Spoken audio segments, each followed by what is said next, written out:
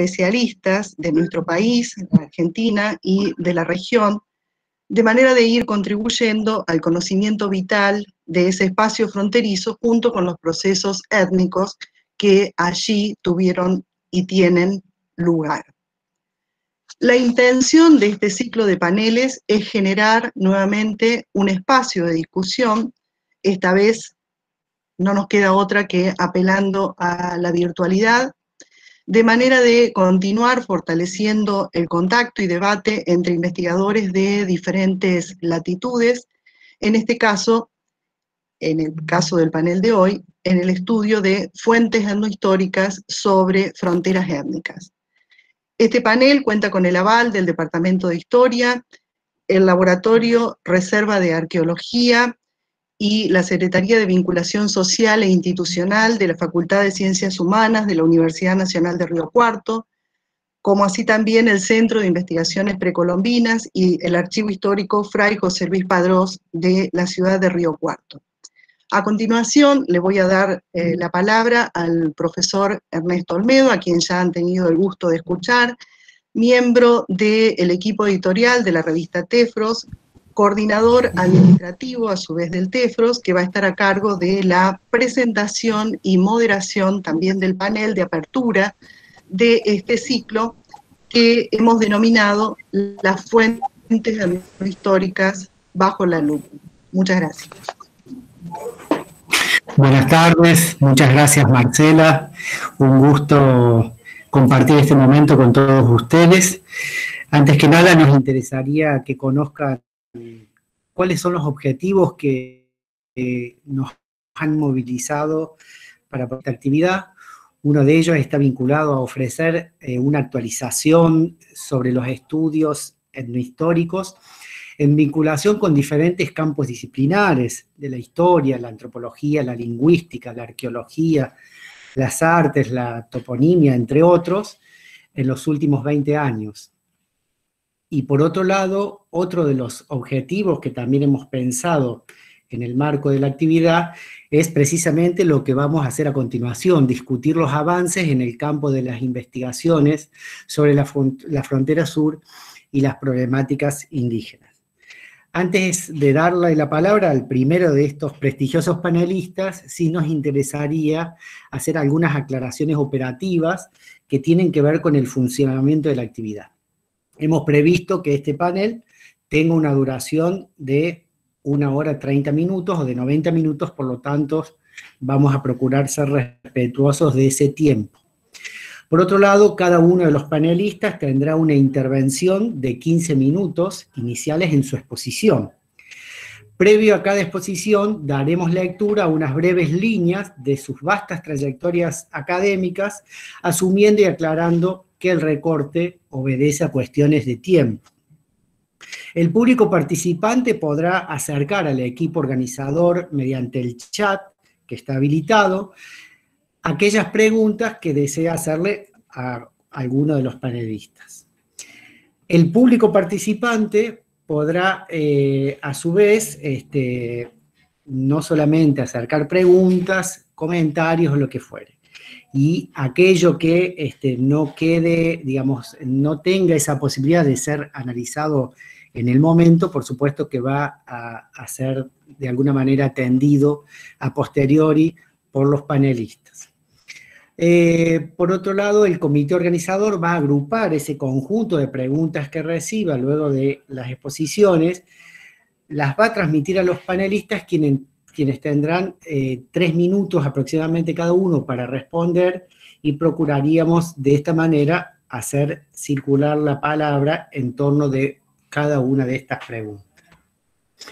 Y por supuesto, anticiparles que a su vez la actividad se está grabando. Si la plataforma les pregunta si desea aceptar o admitir la grabación, háganlo.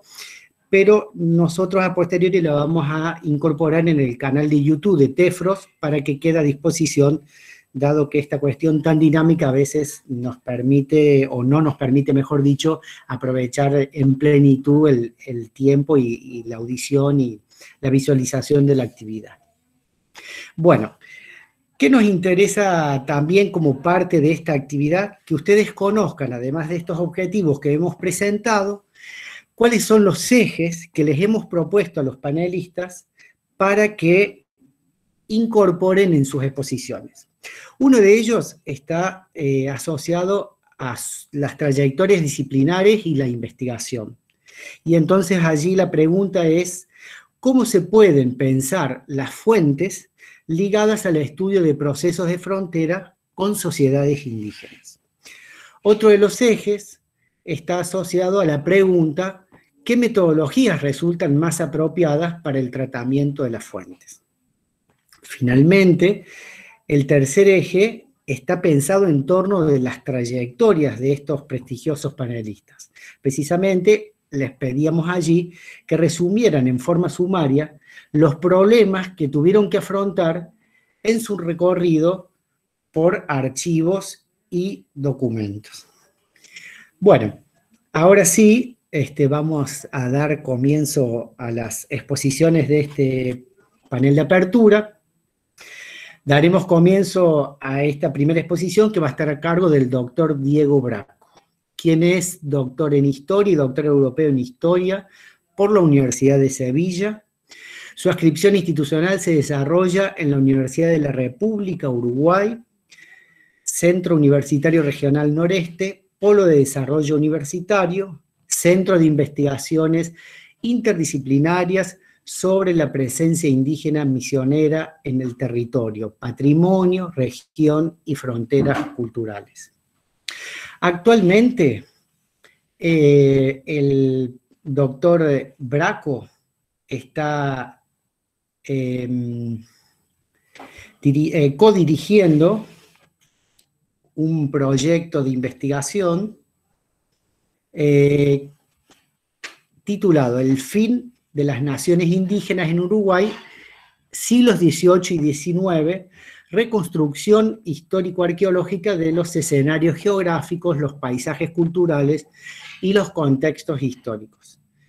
Varias publicaciones se orientan al estudio de indígenas en el área rioplatense. Doctor Braco, lo invitamos a hacer uso de la palabra.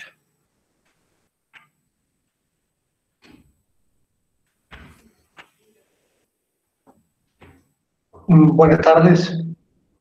En primer término, bueno, muchas gracias por invitarme. Para mí es un placer y, aunque la palabra está pasada de moda, un honor que una revista o un conjunto de gente tan prestigiosa me haya invitado. Honor doble porque me han invitado junto a unos panelistas de extraordinario nivel. Y honor triple porque veo entre el público gente muy destacada en estas disciplinas, lo cual, no crean, me impresiona un poco. En síntesis, en 13 o 14 minutos, lo que puede decirse a la primera cuestión, cuando uno mira el problema de las fuentes referidas, centradas en el espacio sobre el que se edificó la República Oriental del Uruguay, es que hay que empezar en muchas cosas de nuevo. ¿Por qué? Primero, porque gran parte de las fuentes se utilizaron para recrear el pasado colonial, no el pasado indígena. Segundo, porque esas fuentes, sin que hubiera ningún propósito deliberado, repitieron el error acumulado. Uno dice Lozano, que fue repetido por todos los historiadores del siglo XIX, que había charrúas en la costa de Maldonado. Pero hay 40 o 50 palabras que son textualmente de Ruiz Díaz de Guzmán. Y Ruiz Díaz de Guzmán, a su vez, toma un breve informe que hay, se conserva en el Archivo de Indias del año 1590 y algo, de ese mismo sitio, pero el informe dice que no llegaron a tomar contacto con los indígenas. Ese error acumulado ha generado, en el momento en que se miran las fuentes de lo que ahora es Uruguay, una cantidad de consecuencias que hace falta revisar. En ese mismo asunto, personajes muy brillantes como el naturalista Azara contribuyeron grandemente. Azara tenía una versación enorme de los asuntos de su tiempo, pero en tanto historiador pareciera haberse dejado llevar por su animadversión a la Compañía de Jesús. Y entonces toma unos cronistas, no toma otros, pero tuvo una influencia enorme en la historiografía posterior. El caso que a mí más me ha interesado de esto es nadie antes que Azara atribuye presencia minuana en lo que ahora es Entre Ríos, de la República Argentina. Y cuando uno mira de cerca por qué Azara lo hace, termina encontrando que es una deducción que hace de que Parco Centenera utilizó el nombre Mañúa para definir al cacique, para llamar al cacique que mató a Garay, y no hay ninguna otra documentación. Luego, cuando uno se acerca a las fuentes de primera mano producidas sobre el territorio, encuentra cosas completamente distintas. Por lo tanto, hace falta, en el caso de lo que se hace aquí, ir a estas fuentes con mucho menos pretensiones, pero con mucho más cercanía con el territorio. La otra cosa que hace falta tiene que ver con el espacio de fronteras sobre el que se edificó la República Oriental del Uruguay. Se ha acuñado y es corriente, es de uso corriente, muy corriente en Uruguay, el concepto banda oriental. Banda oriental en el siglo XVI, en el siglo XVII, incluso en el XVIII, no significaba en absoluto banda oriental del Uruguay, sino si acaso banda oriental del Paraná. A partir de la llegada de los europeos, se generó un espacio donde hombres y animales de origen europeo podían transitar. Luego hay un sesgo nacionalista en donde se ha querido ver desde temprano la génesis del actual Uruguay, que ha influido mucho en eso. Hay otro gran factor que me parece que influye mucho en las fuentes cuando uno mira el pasado indígena de este espacio de fronteras, y es la distinta nomenclatura utilizada por unos y por otros. Esa distinta nomenclatura supuso que los jesuitas tuvieran una súper activa comunicación con unos indígenas llamados guenoas, pero que los españoles de Buenos Aires o de Montevideo después, o de Río Grande, llamaban minuanos. Pero los historiadores interesados en la sociedad colonial, mucho antes que los indígenas, rara vez advirtieron esa circunstancia, que a poco que se mire en la documentación, es obvia. Como para acercarme a la pregunta o el eje temático referido a qué tipo de fuentes, bueno, para lo que yo hago, evidentemente fuentes de carácter cualitativo, en donde, andando el tiempo, lo que tiene una riqueza extraordinaria son las causas judiciales. A propósito de esas causas judiciales, voy a utilizar mis minutos finales. Hay otras fuentes, obviamente, cada una de ellas necesita ser desglosada, de aquello de aquello en lo que el observador podría querer exagerar o podría querer mentir. La otra cuestión que parece súper necesaria cuando uno mira este territorio a través de fuentes documentales es el territorio en sí mismo, el territorio mirado no con ojos de historiador que está en su escritorio, sino, cosa que a mí me place hacer, con ojos de arqueólogo.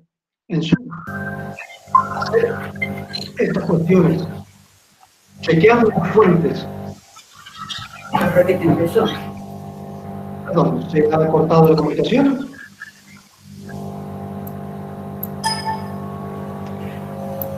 No, no, doctor, se escucha bien, solo que a lo mejor en su teléfono puede haber receptado una llamada o algo así, pero se escucha bien, ¿eh? Bien, bien, mi teléfono está silenciado, creo, pero estas nuevas tecnologías. Bien, seguimos entonces sin pausa. El chequeo de estas cuestiones de historia con las cuestiones arqueológicas aumenta, si se quiere, algunas interrogantes grandes sobre el pasado temprano y empieza a arrojar hipótesis sobre otras. Empieza a permitir esbozar hipótesis sobre otras. La principal de las interrogantes, que pareciera haberse ampliado con la mirada de los arqueólogos, tiene que ver con la densidad de población que habría en la costa de lo que ahora es Uruguay. ¿Por qué? Porque básicamente no es posible discernir. Había, tal como lo muestra la evidencia arqueológica para algunos momentos, poblaciones densas, horticultoras. Bueno, si así fue, probablemente hayan sufrido muy temprano el embate de las enfermedades contagiosas de origen europeo y el embate de los cazadores de esclavos. ¿No lo sabía? Bueno, si no lo sabía, probablemente ese empate haya sido menor y lo que encontramos en el siglo XVII, que es cuando hay fuentes razonables para el interior del territorio, es en cualquier caso parecido. Y cuando digo para el siglo XVII lo que encontramos en el interior del territorio, sobre todo quiero señalar un problema básico. Del siglo XVI no hay nada para el interior del territorio. Todo lo que se afirma referido a lo que ahora es Uruguay para el interior del territorio fue producido en sus márgenes o son extrapolaciones tomadas del siglo XVIII como si valieran en el siglo XVI. Los primeros que describieron con abundancia, con color, con detalle a las poblaciones indígenas del territorio fueron los jesuitas entrando al territorio desde el norte, cuando este territorio ya había cambiado absolutamente, porque empezaron a entrar cuando el territorio empezó a tener valor, porque ya había un ganado que los pueblos de Misiones precisaban. Interesante, y es un tema central para mí, que desde entonces siempre se habla de la presencia en el territorio de unos guenoas que los jesuitas llamaban, de unos indígenas que los jesuitas llamaban guenoas, y los españoles y portugueses minuanos. Interesa también, en términos de esta construcción de nuevas hipótesis, la sorprendente coincidencia entre el área en el que las fuentes muestran a estos indígenas guenoa-minuanos y el fenómeno, la dispersión del fenómeno arqueológico conocido como cerritos de indios. Para ir brevemente a la tercera cuestión,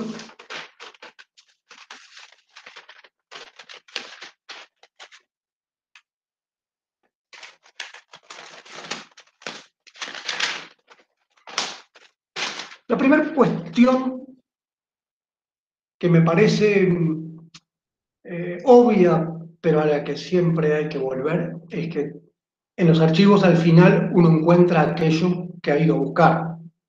Digamos, si soy un historiador influido por los mitos fundacionales, por la importancia o por la glorificación de los charrúas como antecedente heroico de la fundación de la nación, voy a ir al archivo y voy a encontrar y voy a fichar todo el material sobre esa nación y con eso voy a tener un efecto multiplicador en la atención que se le presta a una nación y dejar de lado a otras naciones.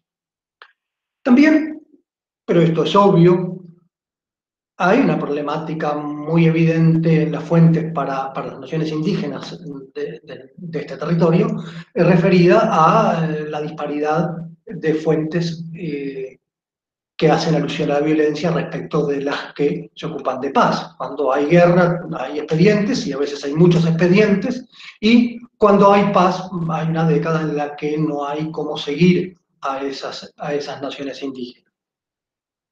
Eso es especialmente notable en el siglo XVII y hasta mitad del XVIII. También, por supuesto, estas fuentes superprivilegian a guerreros muriendo en combate, cuando probablemente en pequeños apartados de las fuentes puede encontrarse la principal razón de la desaparición temprana de las naciones indígenas en lo que ahora es Uruguay, que parece haber sido la imposibilidad de mantener a resguardo a sus mujeres y niños. Muchas veces los indígenas salen victoriosos en una guerra, pero las veces que son derrotados, pierden a todas o a gran parte de sus mujeres y niños, y eso les causa un daño irreparable. Una última consideración, buscando ser completamente estricto en el uso del tiempo, tiene que ver con las fuentes y el detalle de las fuentes cuando se refieren a nosotros y cuando se refieren a los otros. Hace poco, bueno, hace relativamente poco, el Estado de Uruguay compró una colección de un gran historiador uruguayo que se llamó Pibel Devoto. Entre los documentos de Pibel Devoto aparecieron unas declaraciones de una cautiva entre los indígenas que se llamaba Francisca Elena Correa. Eso apareció en 2013, 2014 o así. Y eso daba sentido a un montón de cosas inconexas. Eso me llevó a, bueno, pensar que era momento de ir adelante con un libro sobre cautivos. Luego, el principal actor en el caso del cautiverio de esta mujer y de otras, el que ordenó los interrogatorios, fue el mismo comandante que persiguió a una cuadrilla de gauchos, no lo llama exactamente así en el expediente, pero una cuadrilla de gauchos en prácticamente la misma época. Estos sucesos son contemporáneos, ocurren entre 1799 y 1801. Pero la gran mayoría de las cosas que las cautivas retomadas de las tolderías, que quisiéramos saber de esas cautivas, no aparecen en ningún lado. Las cosas que les preguntan tienen que ver con la utilidad para la expedición que se preparaba contra ellos y si acaso para saber si algunos miembros de la sociedad colonial, acusados de complicidad en el malón que les costó la libertad, habían tenido participación o no. En cambio, las cautivas entre gauchos se le preguntan todo tipo de detalles. ¿Es posible reconstruir la desgraciada vida de estas mujeres al interior de una gavilla de gauchos? Porque en este caso no son los otros con los que se hace la paz o se les mata, sino que son nosotros y hay que saber cuál es la condena, si condena a muerte o si condena a 10 años, y por lo tanto, hay un gran problema con las fuentes en ese sentido. Las fuentes referidas a los otros tienden a carecer de estos detalles que serían esenciales. Y eso es todo. Vuelvo a agradecer el honor de participar. Muchísimas gracias por su intervención, doctor Braco. A continuación, presentamos a la doctora Lidia Rosa Nacuzzi, quien es doctora por la Universidad de Buenos Aires con especialización en antropología e investigadora principal del Consejo Nacional de Investigaciones Científicas y Técnicas, CONICET. La doctora Nacuzzi coordina el programa de estudios de las relaciones interétnicas y los pueblos originarios de la frontera, Periplos, del Centro de Investigaciones Sociales, CONICET-IDES. Ha sido profesora de diversos seminarios de grado y de posgrado en universidades de Argentina y el extranjero. Sus temas de especialización se refieren a los procesos políticos de dominación y resistencia entre colonizadores europeos y poblaciones indígenas en el sur de América, especialmente en Pampa y Patagonia, y su frontera colonial en el siglo XVIII. Doctora Nacuzzi. Hola, buenas tardes a todos y todas. Es un público muy distinguido. Recién vi la lista y hay queridas y queridos amigos entre el público, así que gracias. Gracias por estar acá escuchando. Y gracias también a Tefros por esta iniciativa que está muy buena y que nos permite conectarnos así de manera virtual. Yo no preparé una exposición erudita. Cuando vi la lista de participantes pensé que sí debía haberla preparado más erudita y con más citas de autor, pero bueno, preferí una ponencia más coloquial, digamos. Y sobre los ejes que nos plantearon los organizadores, traje algunas notas para no dispersarme. Me gustaría referirme a algunas particularidades de nuestras fuentes que guían e impregnan tanto nuestras búsquedas en los archivos como la propia lectura de los datos que hacemos. Sabemos que las fuentes para el estudio de los procesos de frontera o de enfrentamiento con sociedades indígenas del pasado están en los mismos repositorios o bibliotecas o colecciones particulares que las otras fuentes, el resto de las fuentes para el estudio de la historia. En las mismas carpetas, en los mismos legajos, están los papeles que a nosotros nos interesan para reconstruir la historia de las sociedades que llamamos soberanas o insumisas, que permanecieron fuera del control colonial de manera tajante, digamos. Y en esos mismos legajos y archivos en que se encuentran otro tipo de documentos, también están estos, y están referidos, por eso señalé frontera como enfrentamiento, a la defensa de las ciudades, de las costas, de las estancias, de los campos y de los territorios. Así que esto, digamos, es la primera característica, ¿no? Que los actores sociales sobre los cuales nosotros buscamos datos están relatados y descritos por el enemigo en una situación de conflicto, de guerra, con toda la carga negativa y prejuiciosa que eso puede acarrear entre enemigos, digamos. Y además, el enemigo relatado era diferente, era un otro cultural, era descrito como salvaje, bárbaro, despreciado por los mismos que contaban algo sobre estos actores. En los diarios, en las cartas, en los tratados de paz, los que relatan algo sobre estos actores los consideraban diferentes y tenían grandes prejuicios sobre ellos.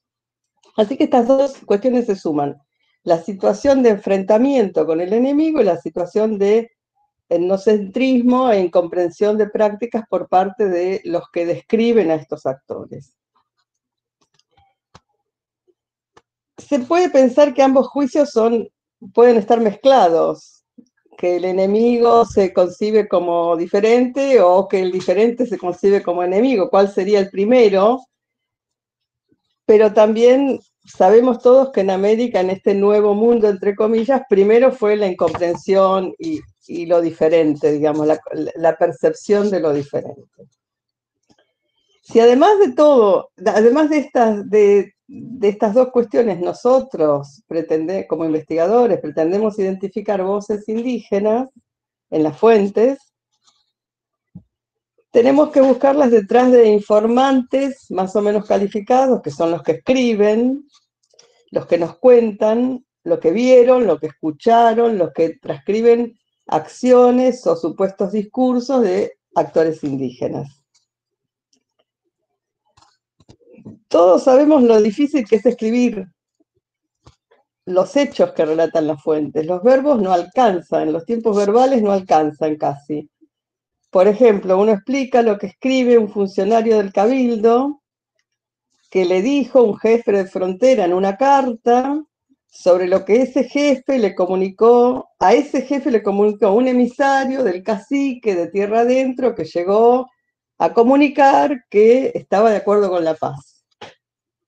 Hay un montón de verbos en el medio hasta llegar al predicado, digamos, ¿no?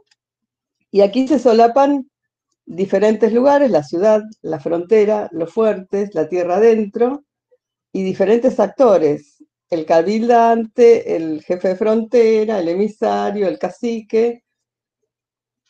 detrás de todos estos solapamientos y filtros tenemos que encontrar la voz indígena que nos interesa.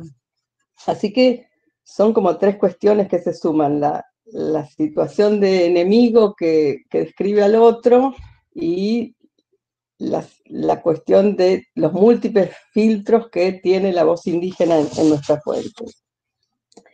Y luego están nuestras propias distorsiones en la lectura. Todos sabemos y hemos escrito y leído sobre la fragmentariedad de los documentos de archivo.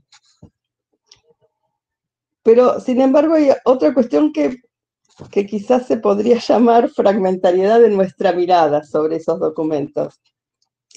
Por ejemplo, en los legajos y archivos hay ciertos documentos que están completos, como por ejemplo un diario de operaciones o una declaración de un cautivo. Están evidentemente completos y son muy atractivos porque tienen valor etnográfico. Hay descripciones muy, muy detalladas de la vida en las tolderías o de la vida en la tierra adentro, de las relaciones entre grupos, de las estrategias políticas de determinados caciques. Y hay otros documentos que son muy escuetos, más formales, más burocráticos, como puede ser una carta, una comunicación breve o un acta de cabildo. Y todos estos tipos de documentos que acabo de mencionar, el diario, la declaración, el acta o la carta, son muy identificables. Y nuestra propia mirada selecciona desde afuera esos documentos, quizás por apuro o por falta de tiempo o por un ahorro de energías. Uno tiende a seleccionar y almacenar y duplicar esos documentos que nos parecen más densos, más completos. Voy a un ejemplo: una declaración de cautivo puede estar relacionada con una carta de elevación de esos papeles a un superior jerárquico.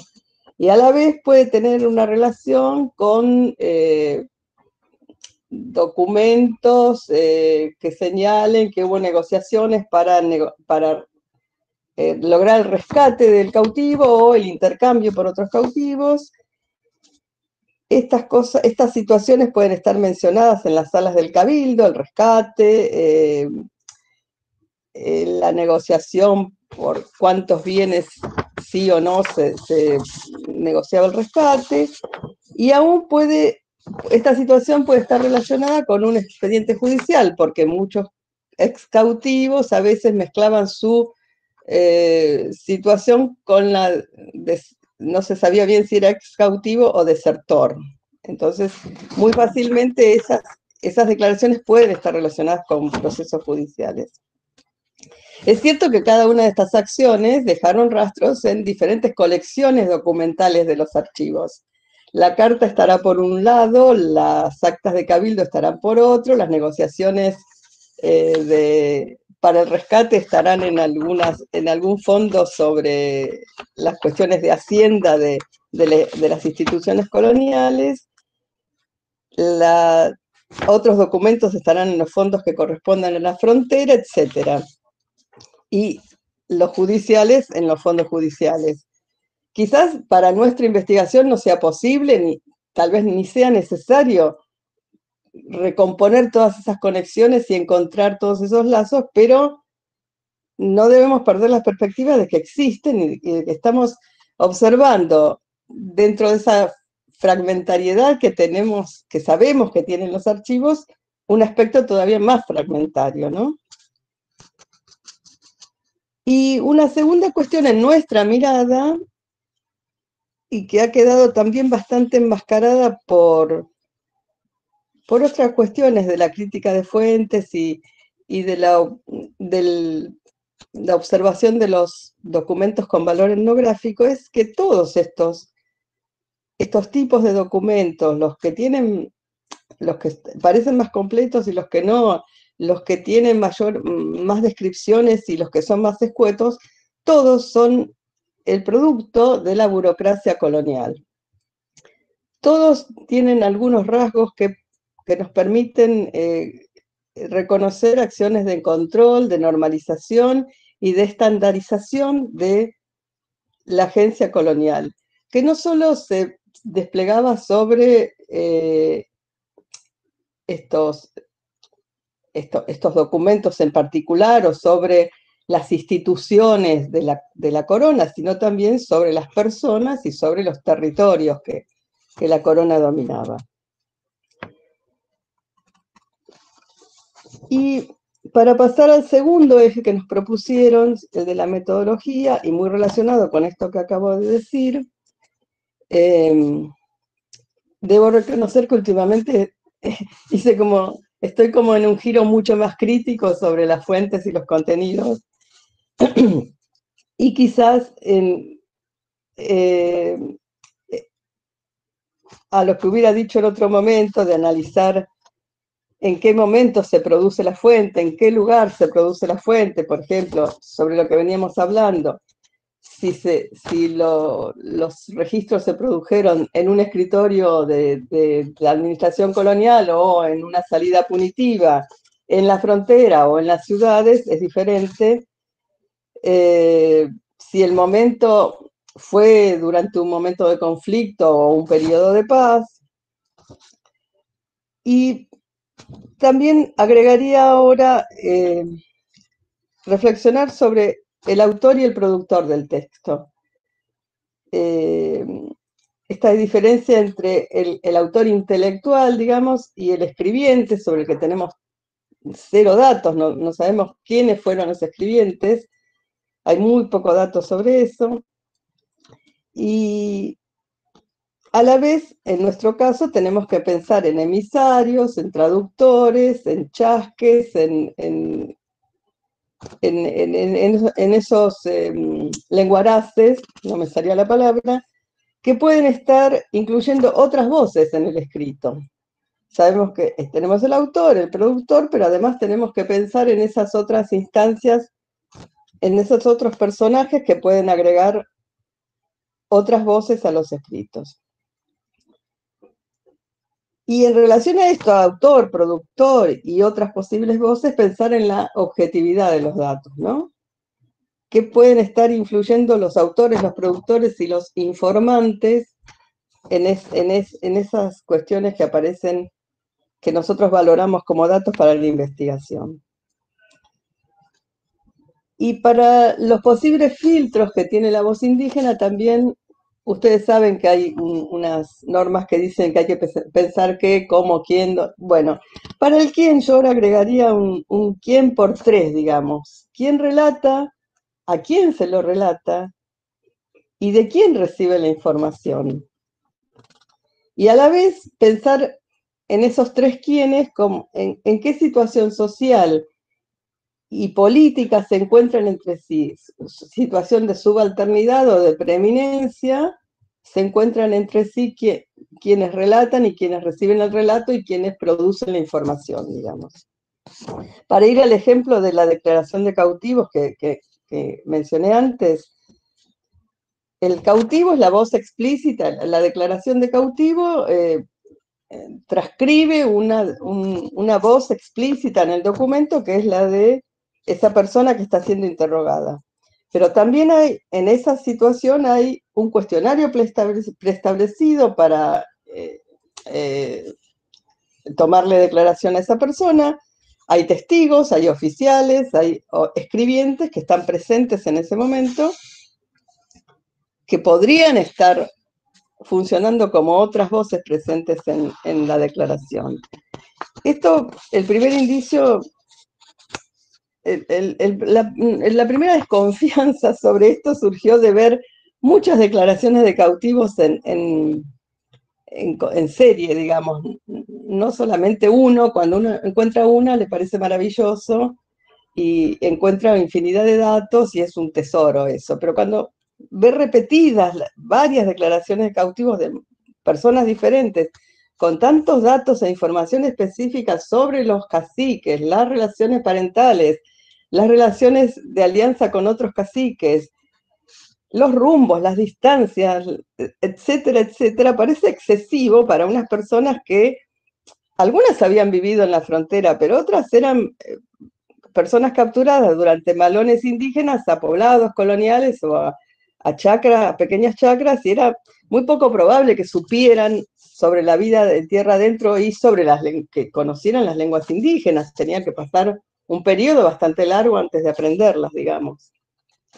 Así que estas cuestiones me resultaron muy notables y bueno, sobre esto escribimos y analizamos con Karina Lucaioli, escribimos un par de trabajos y concluimos que tanto los funcionarios que tomaban las declaraciones como los escribientes que las registraban o los testigos podrían haber intervenido para aportar al conjunto de la declaración, podrían haber agregado, completado, enmendado datos en un documento que luego no tenía una huella firme de quiénes eran esas personas.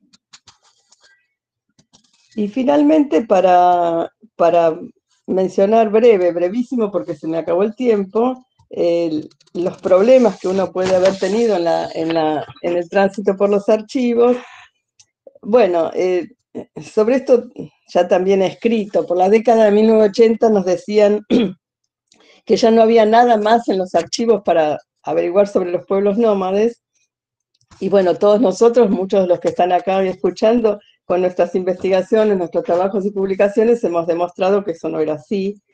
Ahora el gran problema que tenemos, creo que son las nuevas series que hemos creado, como dice un investigador, nuevas series de fuentes documentales sobre nuestros temas de interés. Hemos creado nuevas series digitales, por fuera de los archivos como institución, que van a ser en un breve tiempo un problema de conservación y actualización de los soportes que vamos a tener que resolver muy en breve. Y bueno, y nada, dejo para las preguntas después que se puedan suscitar. Gracias. Muchísimas gracias, doctora Nacuzzi.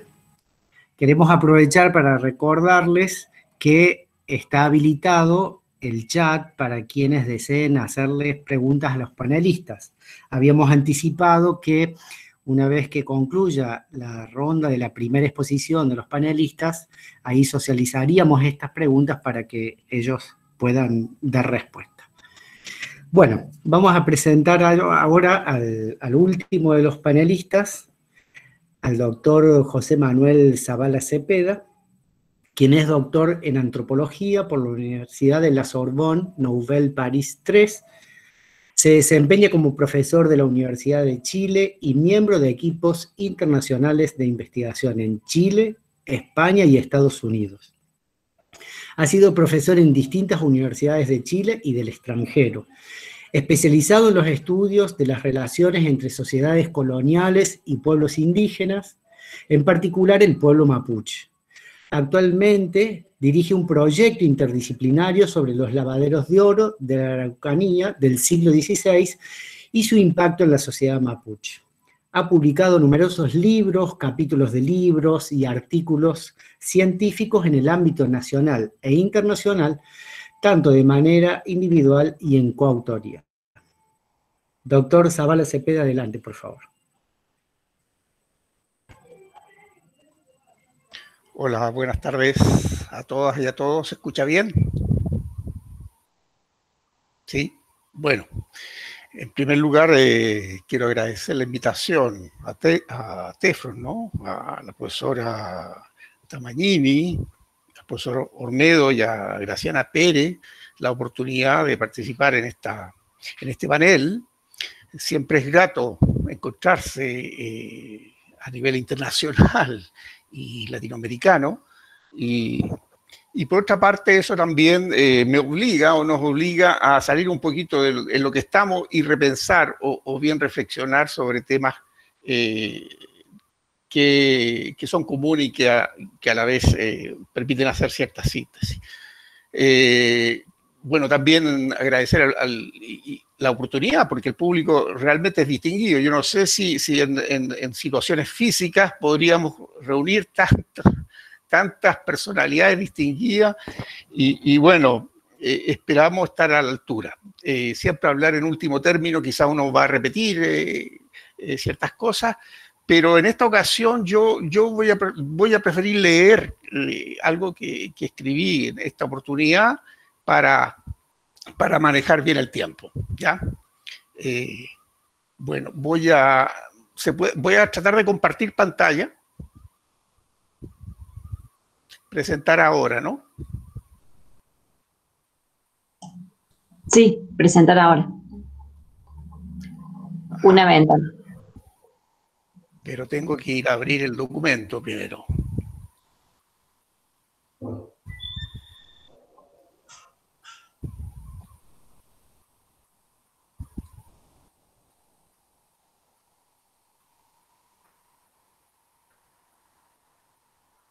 A ver, compartir. Aprovechamos para comentarles que están participando de este panel personalidades de diferentes países de Latinoamérica y de otros continentes, de Argentina, de Chile, de Bolivia, de Uruguay, de México, de Perú, de Estados Unidos, de Francia. La verdad que un gusto que esta comunidad internacional tenga este espacio. No sé si funciona la presentación. Ahí lo está presentando, doctor. Sí, va. Ya va.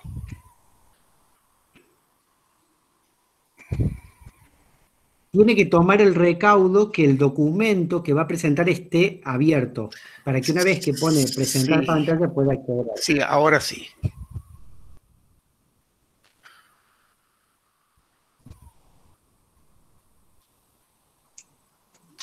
Bien, se ve, ¿no? Ahí está presentando. Bueno, la fotografía es mejor que mi cara. Entonces, para responder a las preguntas, las 3 preguntas que nos hicieron, voy a leer las siguientes páginas.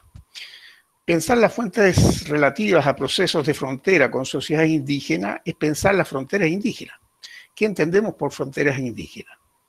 De manera muy simple, podemos decir que las fronteras indígenas son espacios de contacto, ¿no? Interacción y separación entre, obviamente, un mundo indígena y otro que no lo es. Y este otro mundo es generalmente aquel del cual somos en gran parte herederos nosotros, ¿no? Los investigadores. Por lo que estas fronteras geográficas y políticas son también fronteras culturales. Si aterrizamos esta definición a la historia americana, tendremos que admitir que las fronteras indígenas nacen originalmente del proceso de expansión colonial europeo, que luego se transforma, con la independencia americana, en procesos nacionales de ocupación de territorios de sociedades originarias, que mayoritariamente concluyen a fines del siglo XIX y los más tardíos en las primeras décadas del siglo XX, cuando no con el aniquilamiento, a lo menos con una reducción brutal de los territorios y la autonomía política de dichas sociedades. Solo existen fronteras indígenas cuando existe un alter que ocupa un territorio con un cierto grado de autonomía política. Entonces, pensar las fuentes ligadas a este tipo de frontera es pensar la producción de información sobre estos procesos coloniales. Y la primera pregunta que cabría hacerse, ¿quién escribe? ¿Sobre qué y cómo? En este sentido, y no diré nada que ustedes ya no sepan, es evidente que la casi totalidad de las fuentes escritas sobre fronteras indígenas son producto de una de las 2 partes que liga o separa esta frontera. La parte conquistadora, es decir, aquella que quiere hacer avanzar la frontera sobre su alter. Por lo tanto, son testimonios generalmente exteriores a las sociedades indígenas. Esto no quiere decir que por su calidad de observación desde fuera sean falsos y no exista multiplicidad de voces en su interior. Al contrario, siempre se encontrará en ellas informaciones objetivables y voces disidentes. Entonces, pensar las fuentes sobre fronteras indígenas es pensar cómo podemos hacer para superar esta gran limitante, el hecho que contemos casi exclusivamente con la versión de los vencedores y muy poco con la de los vencidos. Respecto a la segunda pregunta, ¿qué metodologías resultan más apropiadas para el tratamiento de la fuente? Voy a señalar 2 aspectos, ¿no?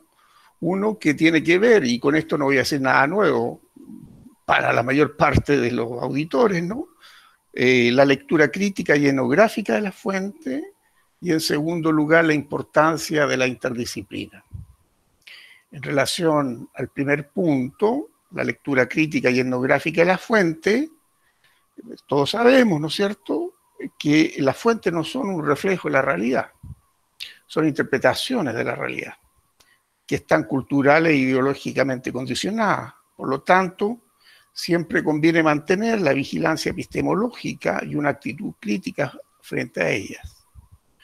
Con todas sus limitaciones, los testimonios históricos nos informan sobre algo, incluso más allá de las intenciones, de la censura y de los no dichos de los autores.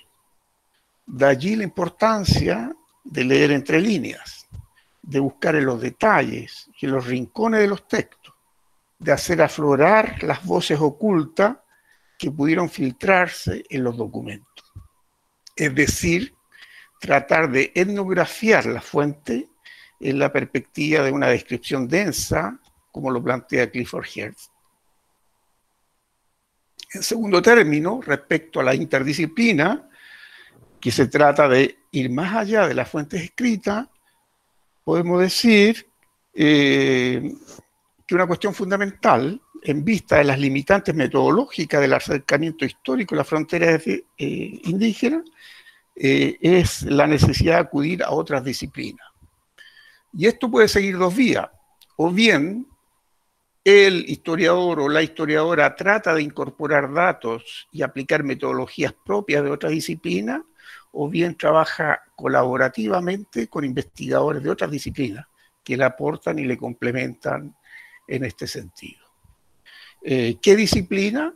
Bueno, desde nuestra experiencia de trabajo vamos a señalar principalmente dos. Por una parte la lingüística y por otra parte la arqueología.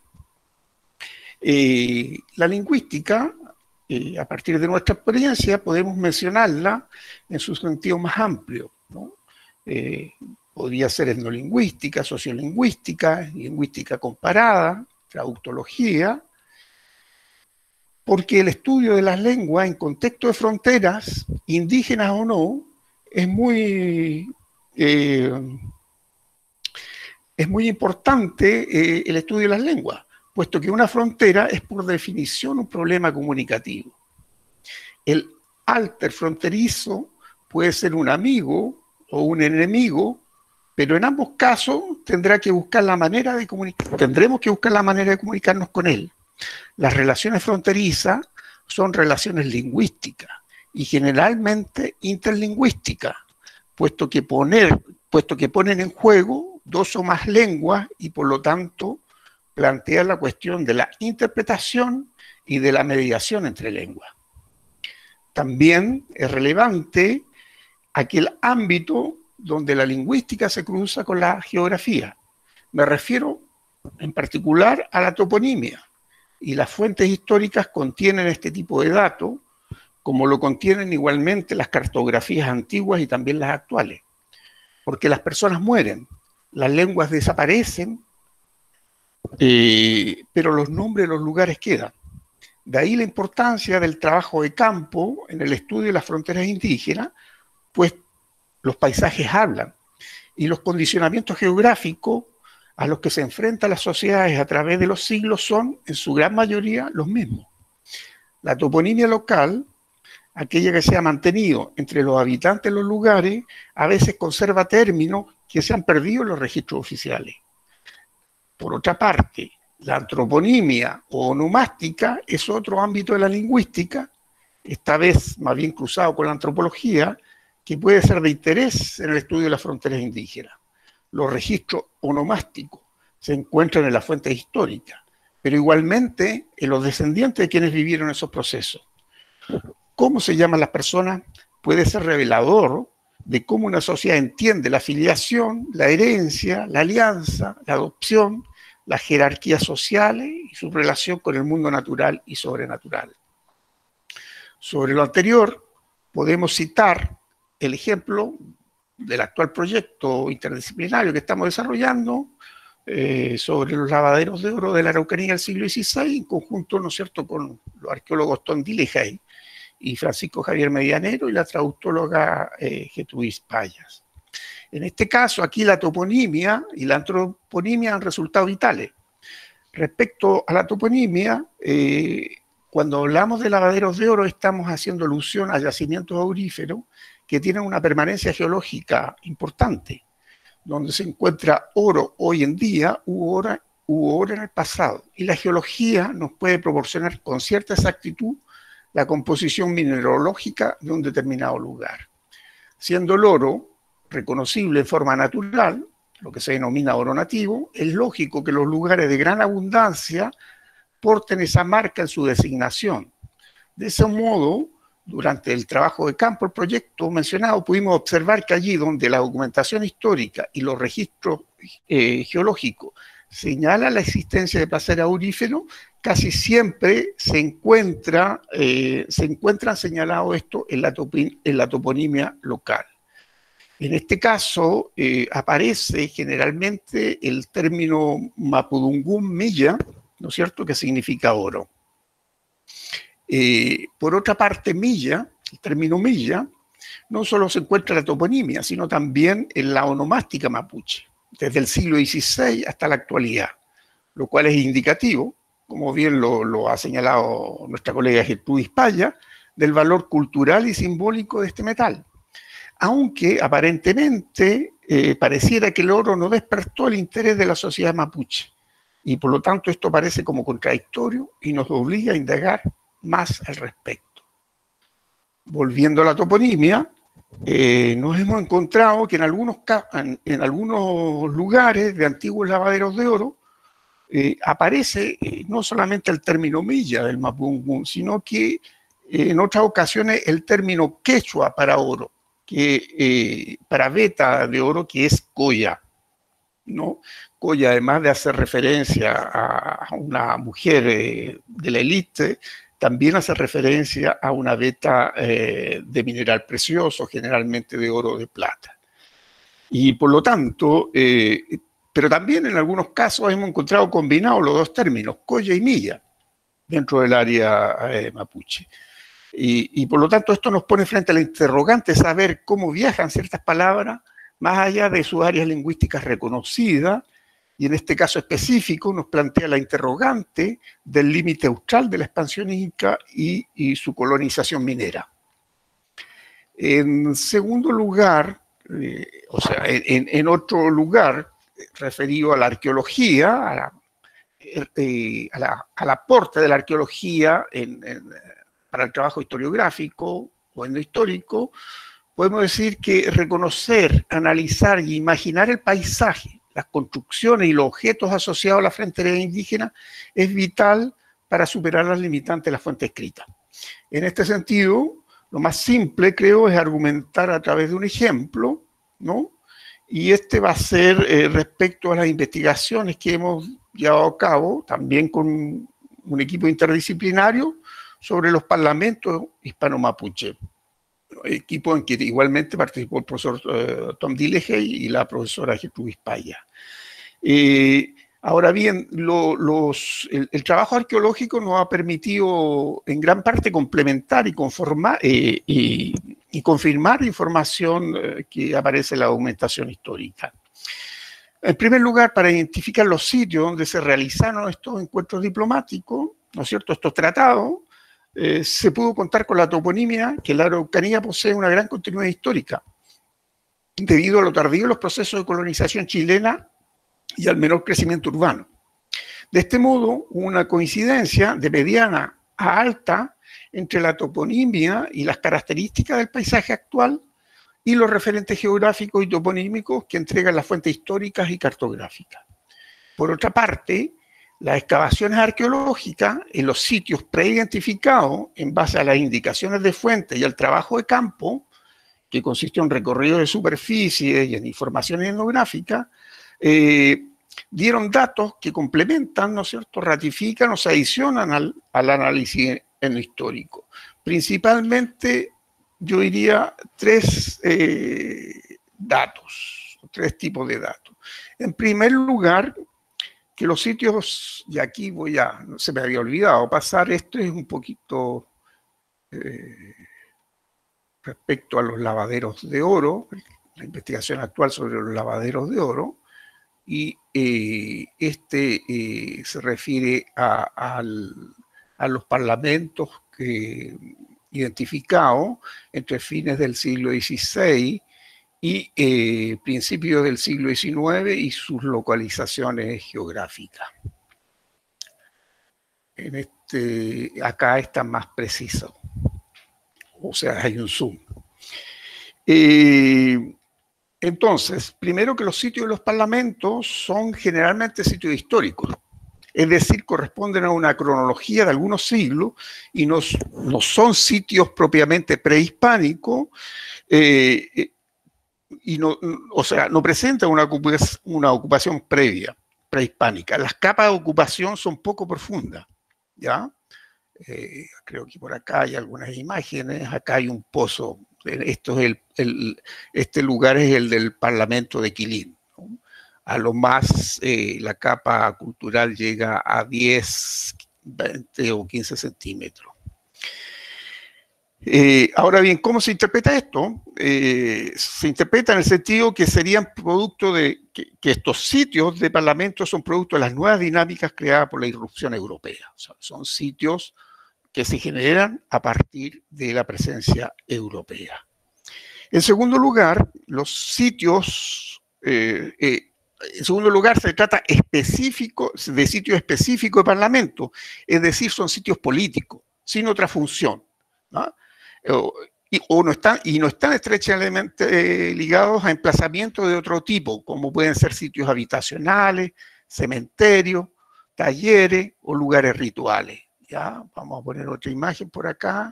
Acá hay una serie de un acercamiento más a diferentes sitios de parlamento.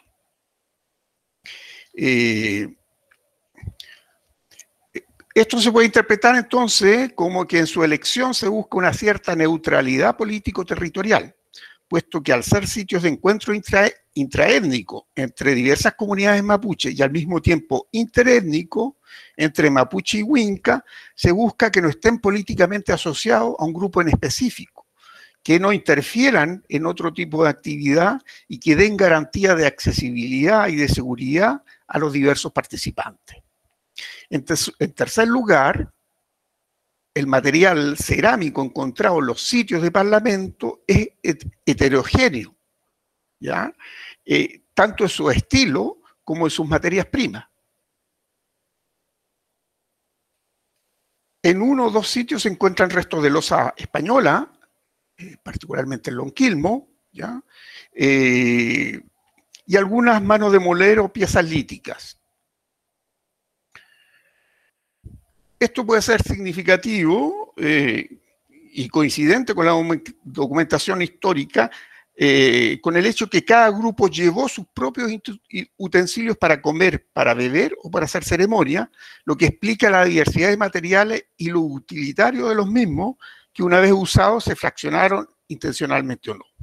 Los participantes en los parlamentos, que los más grandes podrían superar 4.000 personas, provenían de diferentes territorios y distancias que podían alcanzar más de 500 kilómetros. Entonces, lo que vemos en estos diferentes aportes que nos hace la arqueología es que particularmente los parlamentos son eventos específicos producidos por las dinámicas interétnicas, en particular hispano-indígenas. Bien, reseñando los problemas de forma sumaria que uno ha podido afrontar en los recorridos por los archivos y los documentos, podríamos decir lo siguiente. Una primera dificultad, y esto yo creo que es interesante en este foro, es la discrepancia en las descripciones, en las terminologías, en las designaciones y en las clasificaciones en función de los puntos de observación.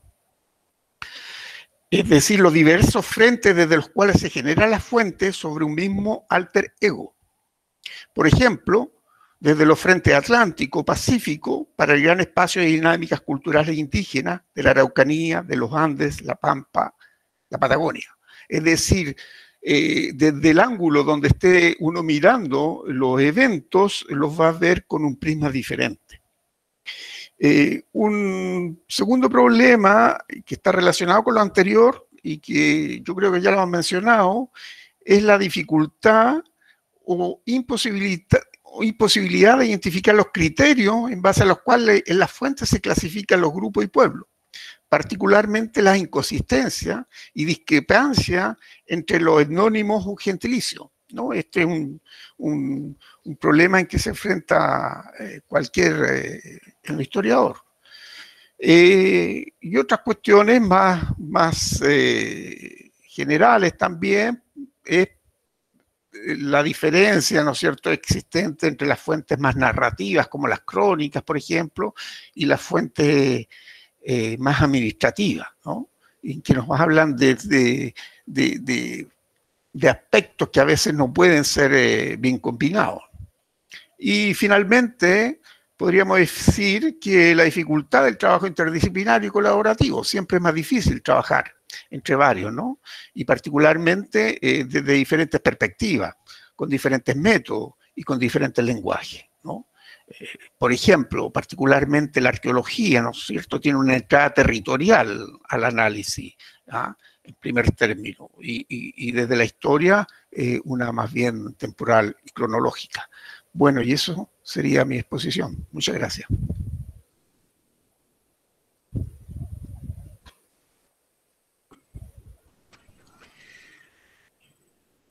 Muchísimas gracias, doctor Zavala Cepeda. Agradecemos a todos los panelistas que han sido muy respetuosos del tiempo asignado. Recordamos también, porque empezaron a llegar muchísimas preguntas, que hay un pedido que le hemos hecho y por supuesto han aceptado los panelistas y también se suman a continuar el debate, que varias de las preguntas que no puedan ser abordadas en el panel las van a responder vía correo electrónico y nosotros las haremos llegar también a cada uno de ustedes. En relación a las preguntas, la verdad que es tan complejo por los recortes que se hacen, pero bueno, en torno de las fuentes y este contexto en el que ustedes las han puesto, ¿no?, en el contexto sociohistórico, en el contexto del conflicto, de las disputas, de sociedades en plena confrontación, nos interesaba, en primer lugar, preguntarles, y en todo caso la modalidad en el marco de estas preguntas va a ser plantearla, y cada uno de los panelistas, nosotros tenemos un orden. Si el panelista desea no responder a ese punto, le propondremos a otro, y si desean entre ustedes, doctor Braco, doctor Nacuzzi, doctor Zavala Cepeda, hacer algún intercambio, lo pueden hacer, por supuesto. Sería cómo equilibrar las fuentes disponibles acerca de grupos indígenas en tiempos de conflicto con las disponibles en tiempo de paz.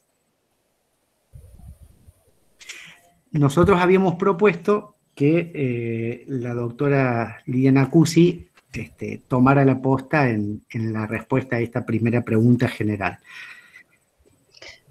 Perdón, ¿cómo es la pregunta? La pregunta que nos ha llegado es, ¿cómo equilibrar las fuentes disponibles acerca de grupos indígenas en tiempos de conflicto con las disponibles en tiempo de paz? Bueno, equilibrarlas es casi imposible, porque siempre bueno, ya lo han dicho los otros panelistas también, que las fuentes predominantes para el estudio de estos pueblos, sobre todo estos pueblos nómades, son predominantemente de periodos de conflicto. Aún los tratados de paz cierran periodos de conflicto. Así que no veo cómo, no vamos a obtener un equilibrio de esas fuentes con otro tipo. Bien. Doctor Zavala Cepeda, no sé si usted quiere intervenir en esta respuesta. No, ya es difícil a veces diferenciar los tiempos de paz de los de guerra, porque en general los de guerra no son muchas veces de guerra a guerra, ¿no? Entonces hay periodos intermedios de incursiones, de paz, entonces ya es complejo. Pero las fuentes militares son, dijéramos, claro, dependiendo de la frontera, son diferentes. En el caso de Chile, como hay puestos militares permanentes, tempranamente, a partir del siglo XVII, de inicio del siglo XVII, ¿no es verdad? Entonces hay constantemente informes hechos a veces por los militares. Muy bien, gracias, doctor. Doctor Braco, no sé si usted quiere participar en esta respuesta.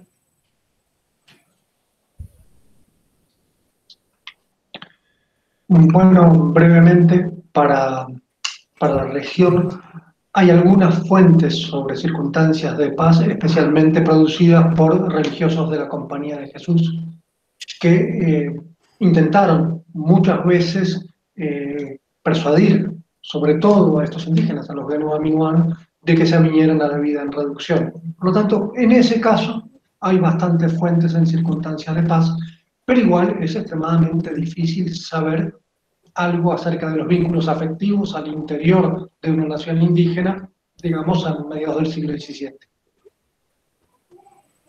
Muy bien. Aprovechando que ha brindado su palabra, en relación a una expresión suya, doctor Braco, que en su exposición usted afirmaba que en los archivos uno siempre encuentra lo que va a buscar. Entonces le pedíamos que pudiese ampliar en qué sentido lo piensa y un poco para sumarlo al análisis. Sí, probablemente así dicho, es exagerado, porque de cierta manera eso apuntaba a que durante generaciones intelectuales, especialmente uruguayos, han ido a buscar indígenas charrúas en los archivos.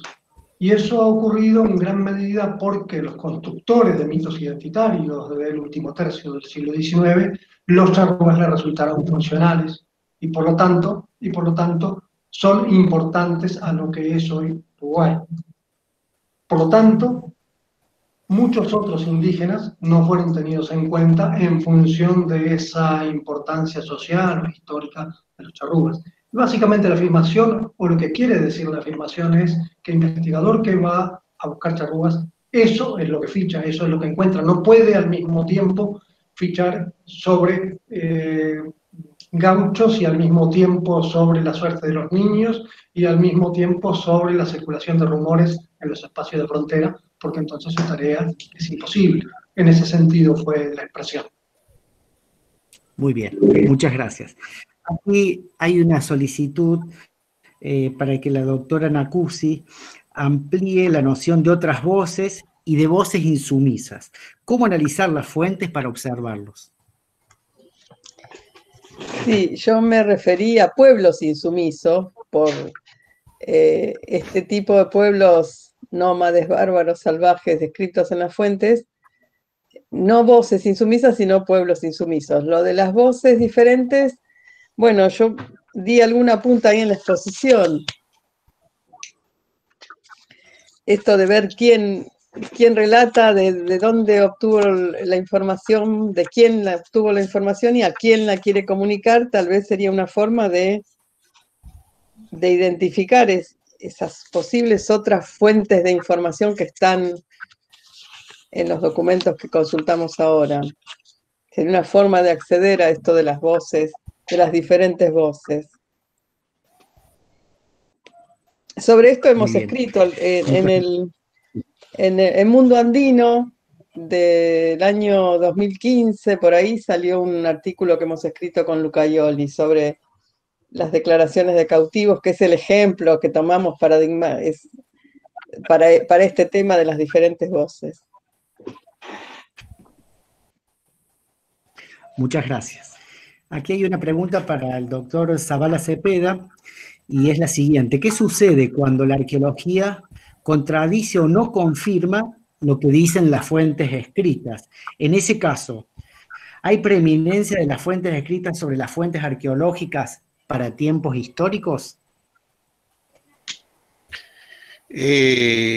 Vaya pregunta, ¿no? Porque, bueno, si una cosa es que las contradigan y otra cosa es que no digan nada. Es decir, que ni las afirmen ni las contradigan. Entonces, claro, lo que nos puede decir la arqueología, ¿no? A partir de la materialidad, generalmente también requiere una interpretación, y esa interpretación va a quedar siempre a un nivel hipotético, ¿no? Por lo tanto, yo no tengo una respuesta definitiva para eso, ¿no?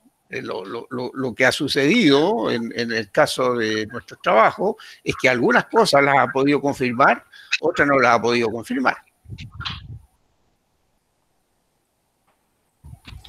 Muy bien. Muchas gracias, doctor.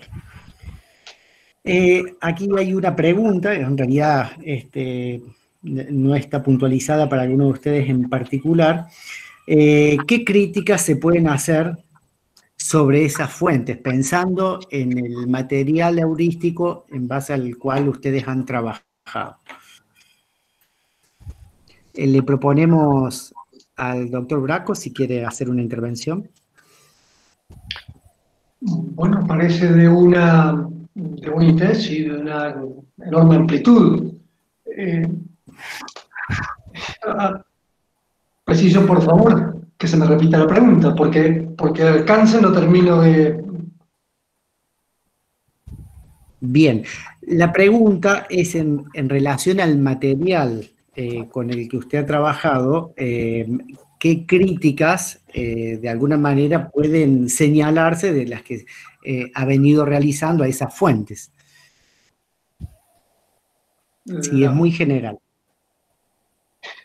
Digamos, unas cuantas cosas han sido perfectamente señaladas, otras cuantas son, creo yo, materia común de todos los que trabajamos en este territorio, pero por poner algunos ejemplos referidos a cuestiones específicas que a mí me interesan, siempre la pregunta es el que narra en qué está interesado en mentir. Entonces, el documento de primera mano, en donde un personaje muy importante del ejército es enviado a llevar naipes a los indígenas en 1710, naipes y tabaco y yerba mate, me da casi la seguridad de que esos productos eran usados por esa nación indígena en ese momento, aunque pueda abrigar muchas dudas sobre las cantidades. Probablemente el oficial a cargo se haya quedado con la mitad de producto de lo que tenía que entregar, porque eso no es controlable, y así sucesivamente.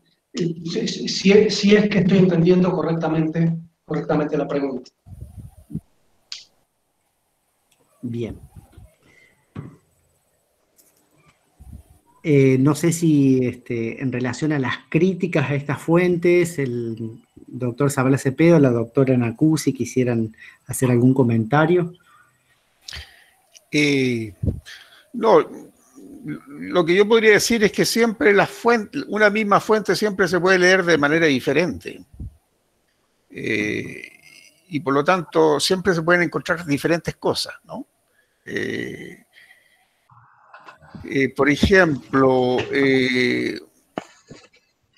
yo he revisitado fuentes ya clásicas y siempre he encontrado cosas que no habían sido observadas, ¿no? Entonces, una fuente no es algo terminado, por así decirlo, ¿no? Siempre hay una posibilidad de una nueva interpretación. La cuestión está en que esa interpretación es coincidente o no con otras evidencias, ¿no? La cuestión de la triangulación de la información y del acudir a diferentes tipos de fuentes. Eso podría decir. Bien. Allí había una pregunta complementaria que aprovecho que ha respondido usted sobre las fuentes toponímicas. ¿Usted ha trabajado con algunas de ellas y podría comentarnos sobre ello? ¿En qué sentido? Específicamente, Sí, la hemos recibido como una de las preguntas vinculadas al material de estudio. ya. Si usted las ha abordado como parte de ese trabajo en lo que sería la reconstrucción de esos procesos de contacto, ¿o no? Sí, bueno, un poco repitiendo lo que había dicho, por ejemplo, en todos los trabajos de identificación de sitios, ¿no? En la parte de trabajo de campo, claramente la toponimia ha sido un indicador. Lo que yo señalaba, o sea, la continuidad histórica de la toponimia. Los lugares se llaman de determinada forma desde mucho antes. Y en particular, por ejemplo, en la Araucanía, yo diría que toda la toponimia, si no decir toda, una gran parte de la toponimia que está en Mapudungún es prehispánica. ¿Ya? Entonces, el lugar siempre se ha llamado así. Entonces, el lugar se llama así por algo. O sea, hay indicadores geográficos o culturales que están, incidiendo en cómo uno nombra ese lugar. Por lo tanto, eso es un dato que es interesante y que se puede combinar se puede cruzar con información histórica o cartográfica, ¿no? O sea, hay lugares o hay toponimia que ha desaparecido de los registros y que uno en la localidad se encuentra que se denomina de cierta manera y va a un documento del siglo XVI y se denomina de la misma manera. Entonces, podemos ratificar datos. Y particularmente en el caso, por ejemplo, la pregunta que yo hacía en el desarrollo de mi intervención es que en muchos lugares, hay muchos lugares que se llaman Millahue, ¿no? Millahue, que es lugar de oro, en el caso de la Araucanía, ¿no? O Millaco, agua de oro. Bueno, ¿eso qué significa? Que hay un conocimiento de que ahí existe oro, ¿no? Entonces, ¿qué nos puede decir en relación a eso una sociedad con respecto a la sociedad mapuche que aparentemente nunca le dio una importancia económica y cultural al oro? ¿Y qué tipo de fenómenos pueden estar ocultos detrás de esa aparente no importancia de este metal?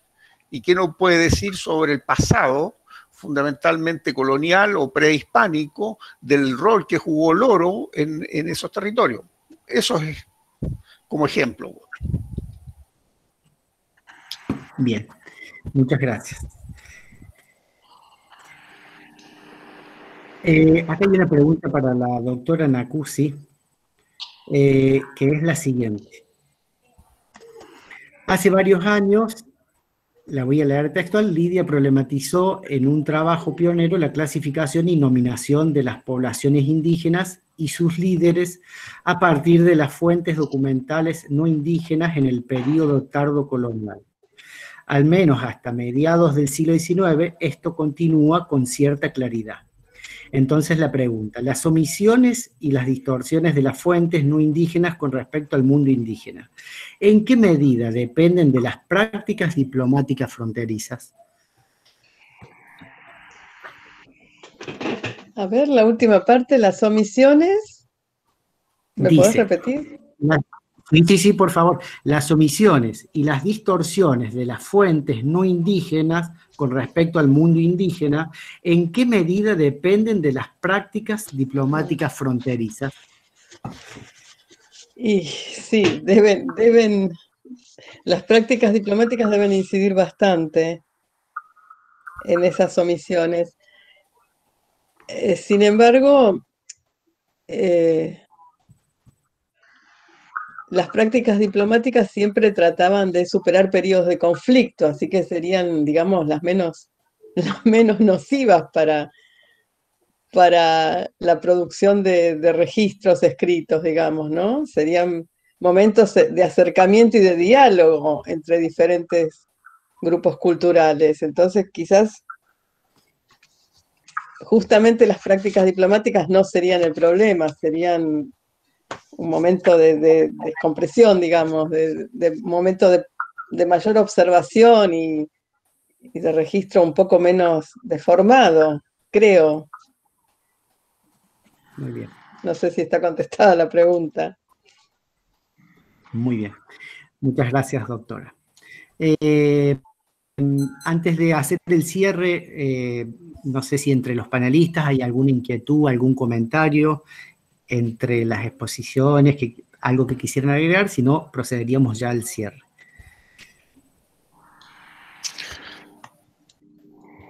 Lo único que yo podría decir es que faltó la pausa café para poder conversar más distendidamente.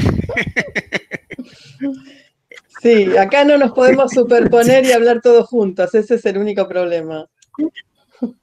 Sí. La verdad que es toda una innovación, inclusive para TEFROS, esta organización, y bueno, justamente la comunicación no es solamente el dispositivo, es lo gestual, son las intervenciones y las interrupciones, y bueno, pero tomamos nota lo del café, lo vamos a ir calentando para la próxima, para la vuelta. Correspondería ahora un aplauso, pero tenemos todos los micrófonos apagados en general. Así que felicitaciones a todos. Muy buena propuesta. Muy buena propuesta. Aplauso para los organizadores, estuvieron muy bien. Bueno, la verdad que un gran gusto. Hemos sido muy solidarios, doctor Braco, porque en un momento hubo como una interferencia y lo que teníamos a mano era preguntar por su teléfono, pero no encontramos dónde estaba localizado, pero hemos socializado también algunos defectos. No, bueno, la verdad que ha sido esta actividad muy pensada, muy planificada. Hemos venido trabajando y sobre todo que este encuentro permitiera sostener el espíritu fundacional de TEFROS, como lo comentaba la doctora Tamagnini en las palabras iniciales, ¿no? Que surge de una inquietud de la doctora Marta Bekis, que estimuló y que, bueno, sobre la cual se fue desplegando esto que en realidad es un encuentro, es un grupo y es una revista que permanentemente está compartiendo un debate que deseamos que no se termine. Precisamente queremos agradecer en primer lugar a los panelistas, no solamente su entera disposición, sino que en el mismo momento que le hicimos la propuesta, ellos aceptaron gustosos. La verdad que eso también nos ha motivado mucho.